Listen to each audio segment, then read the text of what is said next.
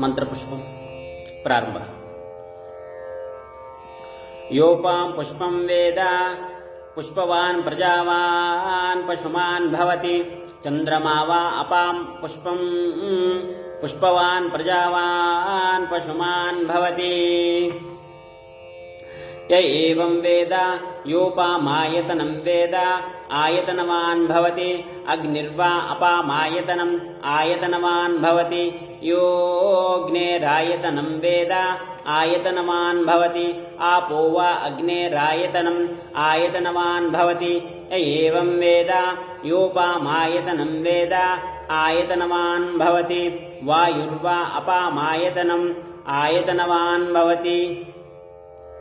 यो वायोरायतनं वेद आयतनवान् भवति। आपो वै वायोरायतनम् आयतनवान् भवति। य एवं वेद योपामायतनं वेद आयतनवान् भवति। असौ वै तपन्नपामायतनम् आयतनवान् भवति। यो मुष्यतपत आयतनं वेद आयतनवान् भवति।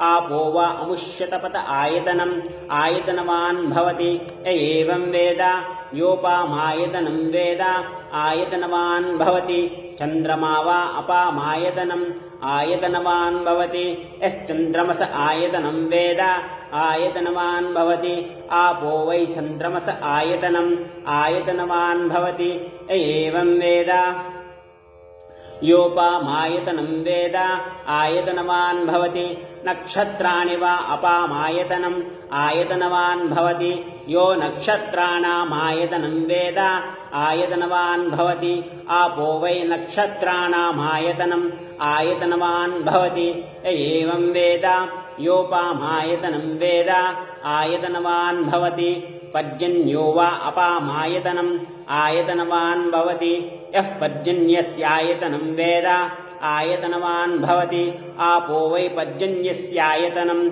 आयतनवान् भवति। य एवं वेद योपामायतनं वेद आयतनवान् भवति। संवत्सरो वा अपामायतनम् आयतनवान् भवति। यः संवत्सरस्यायतनं वेद आयतनवान् भवति। आपो वै संवत्सरस्यायतनम् आयतनवान् भवति। य एवं वेद योऽप्सुनाभुं प्रतिष्ठितां वेद प्रत्येव तिष्ठति।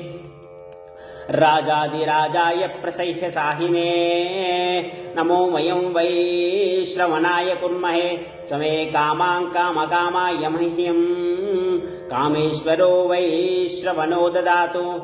कुबेराय वैश्रवणाय महाराजाय नमः। ओम शांति शांति शांति।